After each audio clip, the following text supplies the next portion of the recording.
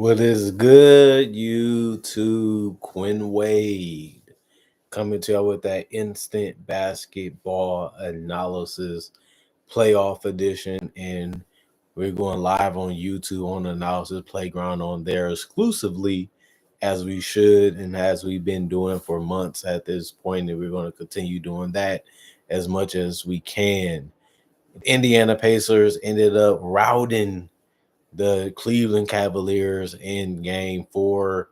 It's sad to see the Cavaliers go out this way. Donovan Mitchell wasn't healthy. Benedict Mathurin ended up getting ejected, and they still was able to blow him out easily. And it's crazy seeing how the Indiana Pacers have looked like the better team basically this entire series. And they're up for that reason, although Cleveland looked like one of the toughest teams to beat, looking at what they did in the regular season. Like I said, they remind me of the Coach Budenholzer Atlanta Hawks, where they looked at great as a team and they played well as a team, but they looked at a whole lot more beatable if you just had to focus on them each and every game instead of playing them in a spaced out schedule. And it ended up being true. I picked the Cavaliers to win this series. It looked like it's going to be tough for them to do that, even though they still can. But, I mean, man, the Indiana Pacers are just embarrassing them. The Indiana Pacers just look more faster, look more quicker, look more spry, and they just bust in there so easily that is nothing really to learn from this series besides the Pacers. Whatever they're doing is working and having huge success. They forced the Cavaliers to switch up their defensive game plan to zone. It didn't work at all because they was hitting their threes. They was scoring in the interior. They was getting the matchups that they wanted, and they was able to attack Cavaliers the way they wanted to with those matchup selections too. And that was successful also. And then the Cavaliers just couldn't put the ball in the basket. They're a team that if Donovan Mitchell ain't going for 40-plus points, they probably don't even win the game in this series and ended up getting swept. But since Donovan Mitchell had to do everything he had to do and everything he could do to help this team get a win and try to find a way to get it tied up, it ended up putting them in a situation to where this man is just going out there sacrificing his body just to help this team win because he wants to win that bad. But it didn't happen tonight. They're on the brink of elimination. They're going back home with a chance of that being their last time they play in the playoffs. And that's something that we didn't see. Nobody's seen the Pacers being up 3-1, even the Indiana fans, just out of respect of what the Cavaliers has been able to do this entire season. In Indiana, they started off early. They did win 129-109, which was a 20-point victory. But they started this game up 38-23. That's just crazy to even think about, considering how good Cleveland has been offensively, especially because Evan Mobley and Jared Allen, Darius Garland, Donovan Mitchell, and Matt Strus all played tonight and was healthy enough to get on the court.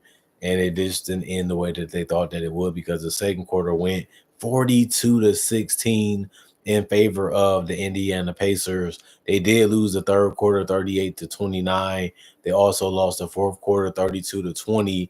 So you can say the Cavaliers did some small things right, but that game was so far away from them that they still ended up losing by 20. So it just shows you that they didn't really make up too much ground, and they really got outplayed, because even when they tried to do the best they could, it still resulted in them having an embarrassing loss anyway. Evan Mobley, 27 minutes, 3 of 7 from the field, 2 of 4 from 3, 2 of 2 from the free throw line.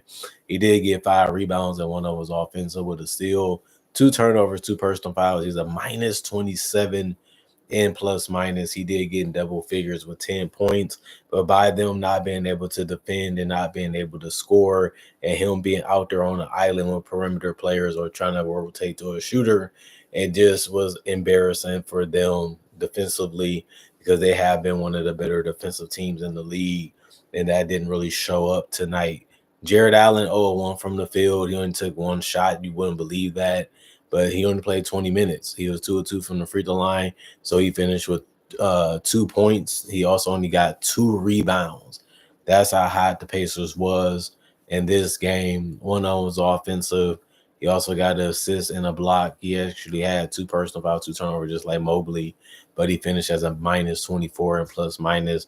Darius Garland, 27 minutes, 6 of 11 from the field, 1 of 5 from three, 8 of 8 from the free throw line, 1 rebound, 6 assists, 1 steal, 3 turnovers. He did also have 5 personal fouls. They went at him and made him defend, made him play, defense. Even if he thought that he was doing a good job, they still was able to score a good amount of points. So it ended up working out for them. Minus 21 and plus minus. He did finish with the most points on the team, though, with 21, trying to make him seem like you're going to score on me. I'm going to score on y'all. Y'all think y'all playing me tough. I'm going to try to make y'all play defense too. He had the right mentality. It's just his team couldn't score enough because Donovan Mitchell went 3 of 11 from the field in 20 minutes. And he also went 1 of 5, but he was 5 of 6 from the free throw line. He did have a rebound and a steal, a block, and 2 turnovers. He was the minus 35, which was the highest for the starters, but he only finished with 12 points. If Donovan Mitchell going to score this low and not play that many minutes and have a lower body injury, which is hard to recover from, especially in the amount of days that they have available before they have to play again, it's looking like the Cavaliers might exactly be going home. As crazy as that's going to sound, in the second round, not the conference finals, not getting beat in the NBA finals, they're going to go home in the second round is what it's looking like. Max Strus, 4 of 9 from the field, 3 of 7 from three. That's what he's out there to do, to shoot and provide spacing and a little bit of playmaking. He did have 3 assists and 6 rebounds. One of them was offensive with a steal, 2 turnovers, 2 personal fouls. He was a minus 22 and plus minus. Jared Allen was the only starter in the lineup that didn't get in double figures in points or any other category. Dean Wade played 11 minutes, 1 or 2 from the field. It was threes that he took. No free throws, 3 rebounds, 2 of them was offensive, 1 steal, minus 13 and plus minus. He ended up having 3 points. Okiki played 5 minutes. He was 1 of 1 from 3. That was only field goal attempt. 1 assist. He was a plus 9 and plus minus with 3 points. Jalen Tyson got some minutes, so he played 12. He was 2 of 6 from the field, 2 of 3 from the 3-point line, 5 of 6 from the free throw line.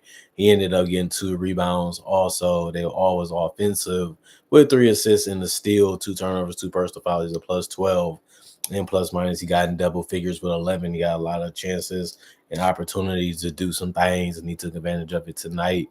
DeAndre Hunter didn't. He was 0 of 4 from the field, 0 of 2 from 3, but he did go 5 of 6 from the free throw line, and he ended up finishing with 5 points, 4 rebounds, 1 assist, 1 block, 3 turnovers, 5 personal fouls, and a minus 9 and plus minus. And then Isaac Okoro was speeding up down that court, and he went 2 of 2 from 3 for getting some good looks. And he was also 5 of 6 from the field, 1 of 2 from the free throw line. He did get 2 rebounds and a steal, 2 turnovers, 2 personal fouls. He was a plus 15 and plus minus, which was the highest off the bench. And he also had the most points tonight with 13. Tristan Thompson was grinding, got back on the court, 12 minutes, 1 of 2 from the field, 1 of 2 from the free throw line, 6 rebounds, 1 block, 1 turnover, 1 personal foul, plus 12 and plus minus, 3 points. Ty Jerome, 2 of 3 from the field, 1 of 1 from 3, 2 of 2 from the free throw line, 2 rebounds, 3 turnovers, 2 personal fouls, a minus 4 and plus minus. He ended up having 7. You like the fact that he was able to shoot, make shots, and you like the fact that he did come to play a little bit better than the other ones, but he still didn't do much. Sam Merrill didn't either. He was 0-2 from the field. It was threes, but he did go 2-2 from the free throw line, so he finished with 2 points, 3 rebounds, with 1 being offensive. And like I say, he did have an assist with 4 personal fouls. He was a minus 10 and plus minus. Javonte Green played 7 minutes, 0-1 from the field, 2-2 from the free throw line, 2 points for him, 2 boards. And he did also have a personal foul. And Craig Porter Jr., 2 of 4 from the field, 0-1 from the 3-point line, 2 rebounds, 1 on was offensive with 4 assists, 1 steal, plus 14 and plus minus. He ended up having 4 points, 30 of 70, 42% from the field, 14 of 35, 40% from 3, 35 of 40, 87% from the free throw line, 10 offensive rebounds, 41 total, 20 assists, 8 steals, 4 blocks, 22 turnovers, and 28 personal fouls. And then the Indiana Pacers play every single one of their players tonight because they handled that business and absolutely dominated their opponent. Pascal Siakam was really good, especially on the perimeter or in the paint. He was 9 of 10 from the field, missing only one shot. 2 of 2 from the 3-point line. He also went 1 of 1 from the free throw line on the and one opportunity, and he made it. 6 rebounds, one of those offensive, 3 steals, 3 assists, 1 steal, 1 turnover, 2 personal fouls. He was a plus 29, which was the highest on the team tonight. He also scored the most points with those 21.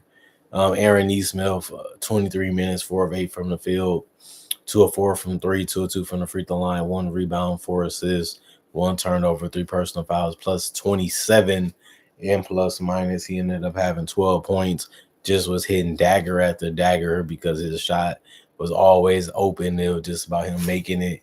And he was able to do that or keep the ball moving. And I like the fact that he did that. Miles Turner was hitting huge shots to keep them up by big numbers. He was 7 of 13 from the field, 4 of 4 from 3, 2 of 3 from the free throw line. He ended up having 20 points, 3 assists, 7 rebounds, 3 of them was offensive with a turnover and 2 personal fouls. He was a plus 24 and plus minus. Andrew Nembhard didn't do much offensively tonight. He actually only finished with 7 points, but he did get 7 assists, being a secondary ball handler / playmaker, and it ended up working out for him. 30 minutes, 3 of 7 from the field, 1 of 2 from 3, 3 rebounds, 2 was offensive with 3 steals and a personal foul. He was a plus 22 and plus minus. And Tyrese Halliburton, like I said, is no superstar leading this team, is just doing it by committee, defending at a high level, playing at a high level offensively by pushing the tempo and trying to find guys that's open and spacing the floor to be able to abuse penetration or a post up scoring where you can't help or double team on Siakam or guys like that. Tyrese was 3 of 8 from the field, 1 of 5 from 3, 4 of 5 from the free throw line. He did give you 5 rebounds and 5 assists, but that was really about it. 2 turnovers and a personal foul. He can play better. He can do better. And that's the scary part because they was just annihilating the Cavaliers, although he didn't have a great game. And neither did Andrew Nembhard, who are 2 of their best players. James Johnson made a bucket from mid-range. He was 1 of 2 from the field. He also was 0 of 1 from 3. Did get 2 assists, a steal, 2 blocks. By the end of the game, he was a -7 and plus minus with 2 points. He did his thing defensively and really went out there and tried to make it difficult for him or just taking the possession away. And you got to love it either way because he did it successfully. Obi Toppin, 9 of 14 from the field, 1 of 4 from 3, 1 of 3 from the 3-point line. 5 rebounds, 1 of them was offensive with 2 assists, 3 personal fouls, a +9 and plus minus. He finished with the most points off the bench easily with 20 points. Jarris Walker, 14 minutes, 2 of 8 from the field, 0 of 3 from the 3-point line, 1 rebound, 2 assists, 1 turnover, -15 and plus minus 4 points. Furphy, 0 of 2 from the field, 0 of 1 from 3, 1 rebound, 1 assist, 4 personal fouls, -15 and plus minus, but he didn't score a point. Thomas Bryant, 1 of 2 from the field, 1 of 1 from 3, 2 of 2 from the free throw line, 2 personal fouls, -1 and plus minus 5 points. Tony Bradley, 8 minutes, 2 rebounds, -7 and plus minus. He scored no points too. TJ McConnell was getting to that mid-range and getting close to that basket throughout the entire game that he was out there. 18 minutes, 5 of 9 from the field, 1 of 2 from 3, 2 of 2 from the free throw line, 8 assists, 2 boards, 1 steal, 1 turnover, 3 personal fouls, +9 and plus minus. He had 13. Benedict Mathurin, like I said, he got ejected. He only played 1 minute. He was able to grab a rebound and get a turnover and a personal foul. He was a +5 and plus minus tonight, and that was it for him. And then Ben Shepherd been playing better when he's been getting out there and getting some quality minutes. 5 of 10 from the field. This time he went 2 of 6 from 3. Just good that he was able to knock down multiple tonight because he had good looks. 2 of 2 from the free throw line, 3 rebounds, 2 turnovers, and 5 personal fouls. He was a -7 and plus minus and had the second most points off the bench with 14. 49 and 93, 52% from the field, 15 to 35, 42% from three, 16 to 20, 80% from the free throw line, 37 rebounds. They lost that battle, but they did just crazy amount of assists with 37, blew them out by 17 more assists. That led to baskets for the Pacers compared to the Cavaliers. 6 steals, 2 blocks. They won the block battle but lost the steals battle. They committed less turnovers with 10, which shows you that they knew what they were trying to do and didn't really get interrupted that much by the Cavaliers defense. And that was a good reason why they was able to get the assists and get the field goal percentage that they had tonight, because they liked it, all the looks that they was getting and taking and making. And then they did have 27 personal fouls, which was a lot to commit because, like I said, the Cavaliers did shoot 40 free throws, but it didn't really matter much because they couldn't really make enough on the field to be able to compensate for the lack of defense that they was playing against the Pacers. And the Pacers just continued to light them up throughout the entire game and ended up winning this game very handily. Other than that, comment, like, subscribe, share, hit the notification bell for more analysis. If you're new to the channel, I do conversation videos just like this and various NBA topics. Also do breakdowns with real footage of legends, current legends, rookies, and also future stars. Also do my drafts and draft coverage too. Plus, I upload every single day that I'm living on Earth. So you always got something to watch and something to be able to see on a daily basis if you subscribe to this channel or are already thinking about doing so. So if you feel that way, all I can say is this is the channel you need to be subscribed to and need to be checking on or need to be a part of, because there's so much great content that's coming and already on the channel now. Other than that, I got my email address on my channel. If you want to message me for anything that you don't want to send in the comment section or in a message on social media. Plus, I got my social medias on my channel. If you want to follow me and see some of the things I like to do besides NBA only content. Other than that, thank y'all for watching. Hope you guys enjoyed the weekend. Hope you guys got your grind on. The weekday is back here, so the grind continues, and the playoffs are going to continue to go every single day. So I'm going to be here making as much content as I can about the playoffs, but we have so much other stuff to look forward to, like the draft, like Summer League, and so many other things that basketball has in store for us. Other than that, hope you guys are good. And like I said, stay positive, continue to set goals, continue to try to meet your goals, to have something to look forward to. Not only that, continue to stay supporting this channel as much as you can. And thank y'all for appreciating the content. I really do love this. The fact that y'all enjoy like watching what I do and like watching what I make. And other than that, I'm gone for now. I'll see you guys later tomorrow. And peace out. Y'all stay blessed up. I'm gone for now. And y'all be good.